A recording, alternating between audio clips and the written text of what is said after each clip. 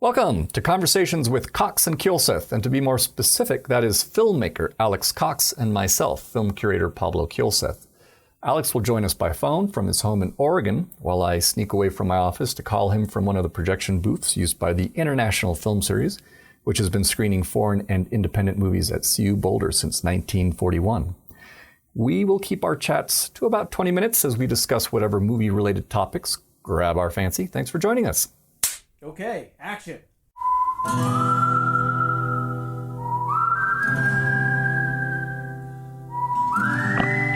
watch us from behind the shades, Brigitte, Jacques, and Kate and Brad, from behind their tinted window stretch, gleaming like blackened sunshine. Wait, the phone.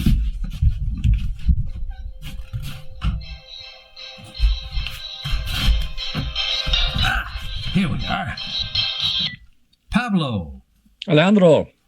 How are you? I'm okay. How goes it in the Smokestein Valley? We are fortunate because the smoke is blowing to the east. It's blowing the smoke to the east and to the north. And so the smoke from the bootleg fire near Beatty, Oregon can be smelt as far away as the East Coast, apparently. Yeah, it's pretty hazy here. I wouldn't be surprised if we're getting a little bit of that. Well, sorry about that. Yeah, it's but all thus right. it is, you know. Thus it is. Yeah.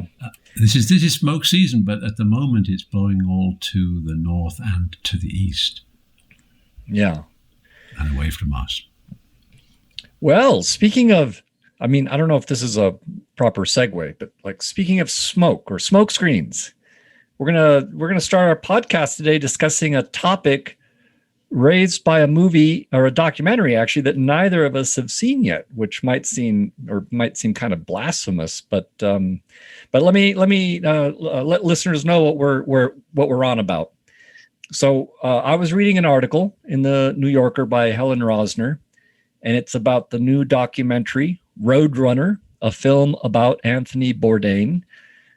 This is a film that was directed by Morgan Neville, who also did Won't You Be My Neighbor and 20 Feet from Stardom, among a bunch of other titles. Anyway, Helen's focus was on 3 lines of dialogue that totaled 45 seconds, wherein Neville used AI-generated audio to make it seem as if though the famous chef, Mr. Bourdain himself, who committed suicide 3 years ago, it made it seem like he was reading out loud a despairing email that he'd sent to a friend. Now, the email was real. The words were composed by Bourdain, but to the best of our knowledge, Bourdain never truly read those words out loud. So, unless you see this documentary, in which case you might be forgiven for thinking he did say these words, but really he didn't, and the director didn't alert the audience to this in any way, shape, or form. But he did write the words. Yes, he did. And so they have just changed the medium and used an AI version of his voice to enunciate them. Yeah. And it seems a small thing, but then within that same New Yorker piece, she quotes Werner Herzog from his so-called Minnesota Declaration, and to quote that, there are deeper strata of truth in cinema, and there is such a thing as poetic, ecstatic truth. It is mysterious and elusive and can be reached only through fabrication and imagination and stylization. End quote. And and to Herzog's point, sure, anyone who's ever exaggerated, a little bit here to juice up their story knows how that works. You mean in a documentary sense? But that's the thing. Anyone who's seen a Herzog documentary knows that Herzog, will take some poetic liberties to, for a deeper so-called truth. I think that's true of documentaries in general. I think they usually take a position, whereas a news reportage in theory is supposed to be, like journalism is supposed to be dispassionate, or used to be. It's supposed to be dispassionate. This is what happened. Whereas a documentary almost invariably takes a position, doesn't it? Yeah, well, I'd say that, you take a position the moment you turn on a camera because, you select where the camera is pointing and what audio. Now I think we've had this conversation before, but there's the fly in the soup, the fly in the wall. That distinction, like the Michael Moore thing is the fly in the soup, and Maisels is the fly on the wall. But even so, I mean, people are making choices. And it influences how you feel about what you're watching. But this is which is a bit of a digression from the issue of the deep fakes, though, because we are entering into terrain where these AI assisted technological advances are making some pretty big leaps in terms of what they're capable of performing.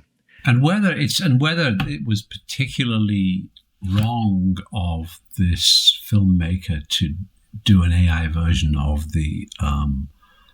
this guy's voice seems kind of like small potatoes, really, doesn't it? I mean, if it's true that the guy said it, then you definitely complain. You're complaining about the medium rather than about the message. If you object to it being in the film. Yeah, no, it is small potatoes, but it's more the other issues that get brought up, down the road in terms of how it could be used. So this is an example of okay, this happened and it's kind of like a small thing, although some people are making a bigger deal of it. But I'm just curious, like, because you then actually sent me a bunch of interesting ads, I think from that actually go back a few years that also started to play around. Yeah, because it seems like this phenomenon has existed for a while, the exploitation of dead celebrities in commercials.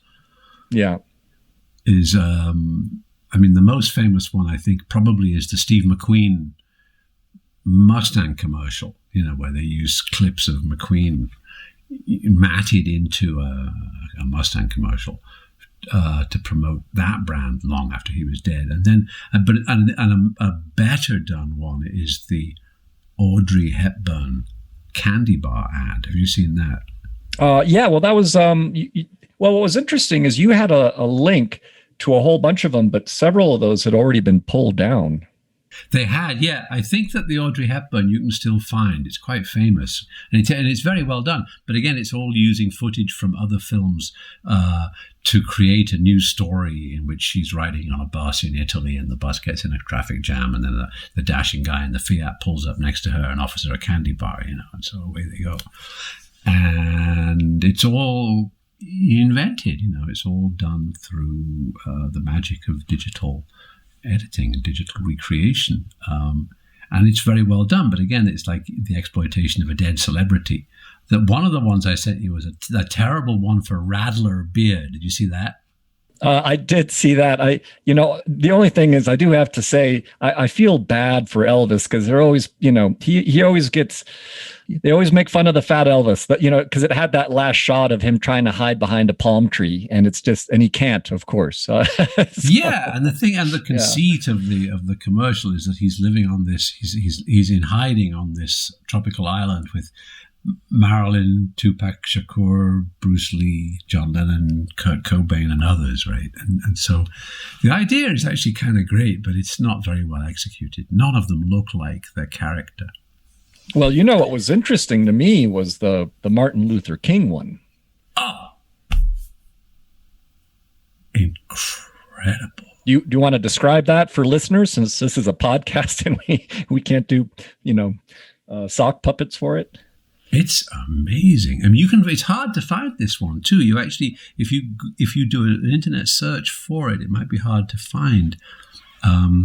It's an Alcatel cell phone service commercial, and it starts with Martin Luther King at the March on Washington giving his famous "I Have a Dream" speech, and then it pulls back and you realize that it's like an imaginary version of this because they didn't have all these facilities at their disposal back in the day.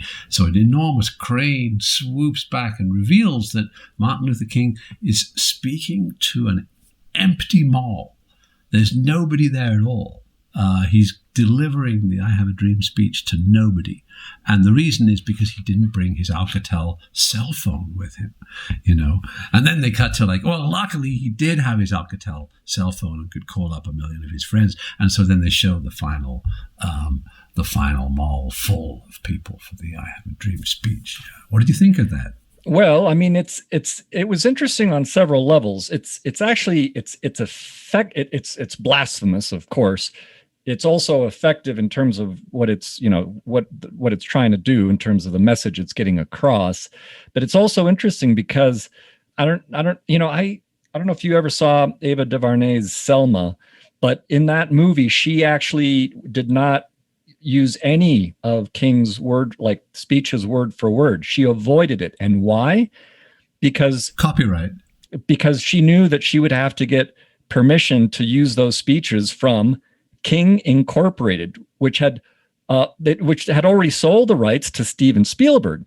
And the thing is, though, without payment to King Incorporated, most of King's words cannot be used, which is kind of crazy to think about, isn't it? And I guess it's his. Well, I imagine that King Incorporated is owned by the family. It's actually controlled by King's younger son, Dexter.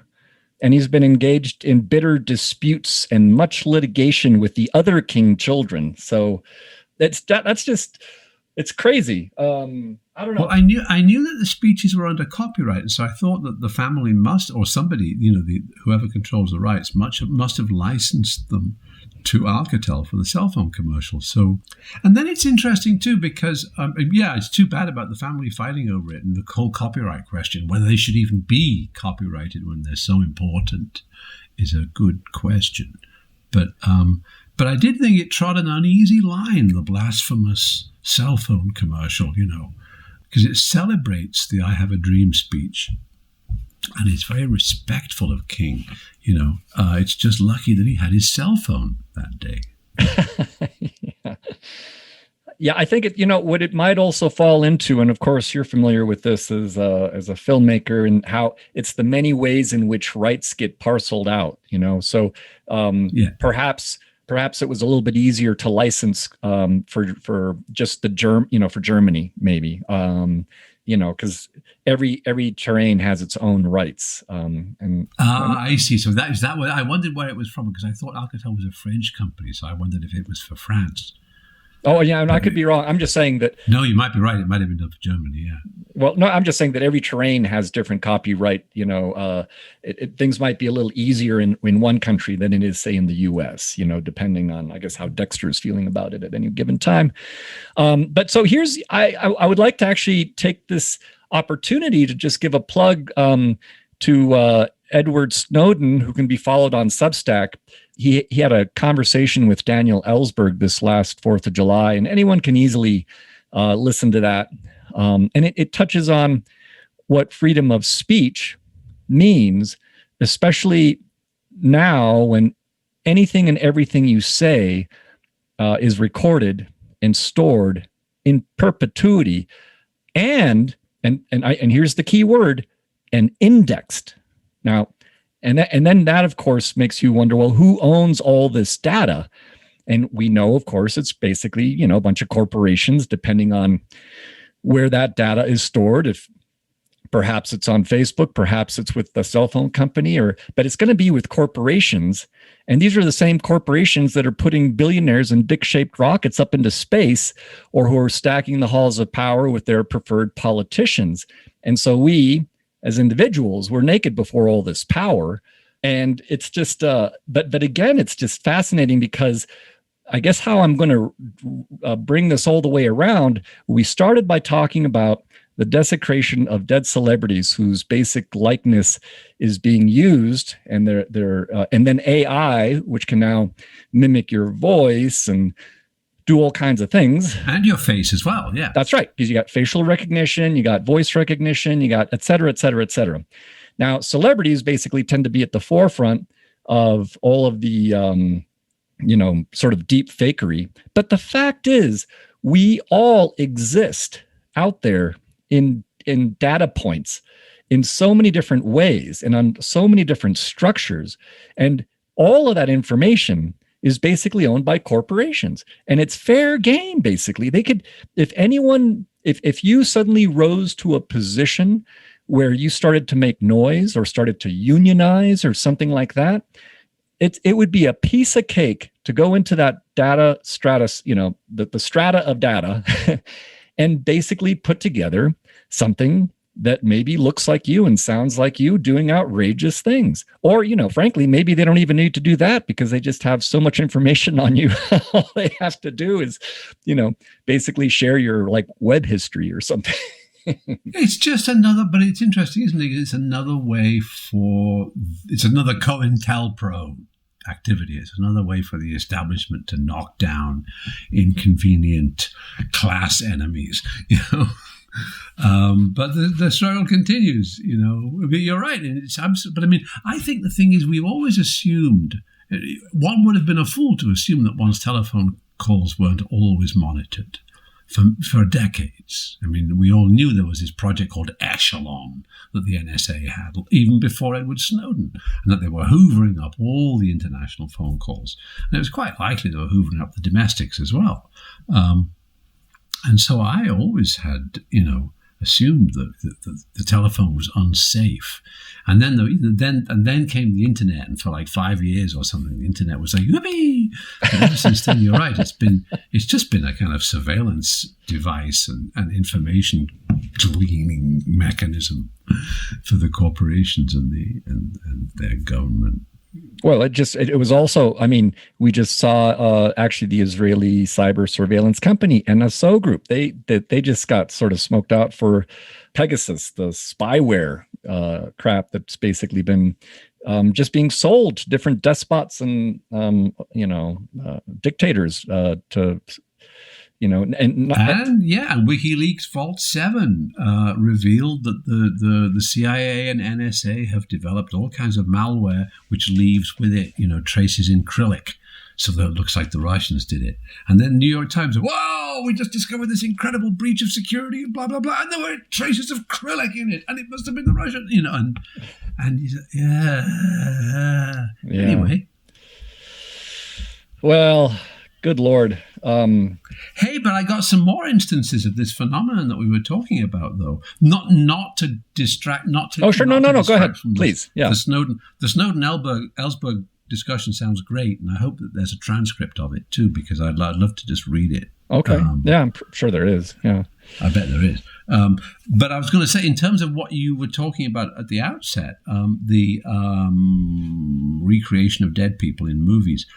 Apparently, that was done at considerable length in several feature films, including Oliver Reed died during the making of Gladiator. Oh, I vaguely remember that. Yeah. A fair bit of Oliver Reed's performance in that film is a digital recreation of him. I saw that link you sent. The one that really surprised me, because I hadn't heard about it at all, was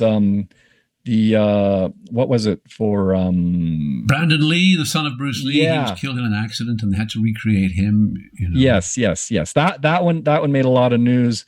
Roy Scheider, Iron Cross. That's the one. I didn't know. Yeah, I didn't know that story either. But apparently, they had to rejig Roy Scheider after he died for a film.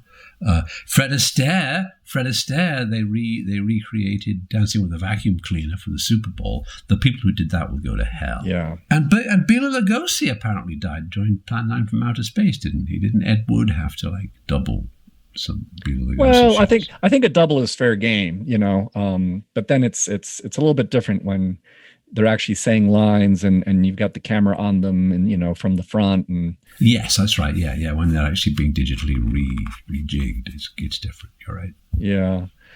Anyway, that's an interesting subject, and presumably, I'm surprised there hasn't been more of it. I would have thought that we'd be seeing movies with digitally recreated old movie stars of the past, but maybe there isn't the demand for it. Old movie stars of the past, or possibly celebrities have started to work it into their contracts that you cannot use any of my footage for a future. Especially now that everything's being franchised and it's based on that surely has to be.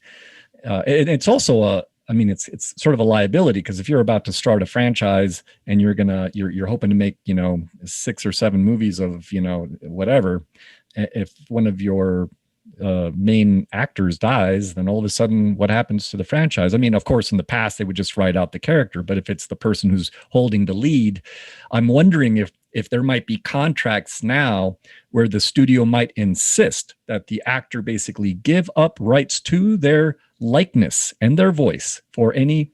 And then of course, now here's a thriller that's just waiting to, someone, if you want a script idea, it's a studio that decides they don't want to deal with the live actor and the live actor has already signed off on the rights for their likeness and their voice, and the studio assassinates the actor so they can just go ahead and just create their AI actor for 1 billion franchises into the future. Anyway, I don't want to put poisonous ideas out there, but that's our next script, Pablo. The one thing, speaking of dead protagonists, though, which we didn't, and it's probably maybe something for a separate podcast, but what I thought was also interesting was that Anthony Bourdain's favorite film, according to the documentary, was Sunset Boulevard, which is a film that's narrated by a dead protagonist. And I had just seen Cruella, which starts out with a line of dialogue from the narrator saying, well, I'm dead, and then it goes on and, I don't have to say anything else, but there's basically a little bit of that sensibility.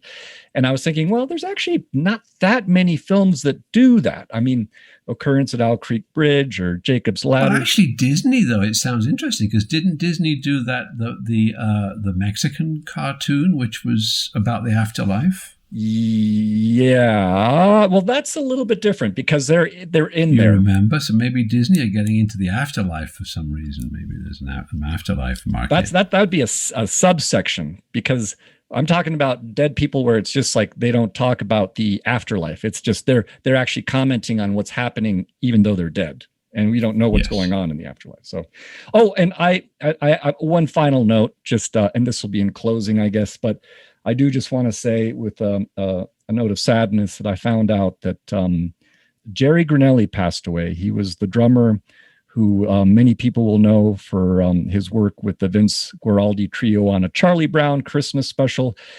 He was one of my good friend's father, and I knew him back in the day. And he was an amazing musician, and he was 80 years old. I knew he'd had some health issues, but a lot of people listening to the podcast who are in Boulder probably, or there's a chance that they might know him or had memories of him. He also played with Mose Allison, and so he's passed away. So rest in peace, Jerry Grinnelli. Sorry if I sort of cut away. Did you have anything else that you wanted to say about dead? No, I don't currently have anybody on the roster of the dead. So I send you lots of love. And 80, if you live into your 80s, man, that's not bad. You do. Yeah, no, he had a very full life, and he played with an incredible roster of musicians. And I recall, I have nothing but fond memories of hanging out when he was at his drum set and and hitting it around. So, all right. Well, as always, Alex, thanks for joining for these 20-ish minute rambles, and we'll meet again next week. Very good. I look forward to it. All right. Say hi to everybody. I will. Take care. Ciao. Right. You too. Bye. And cut. Okay, that's a wrap.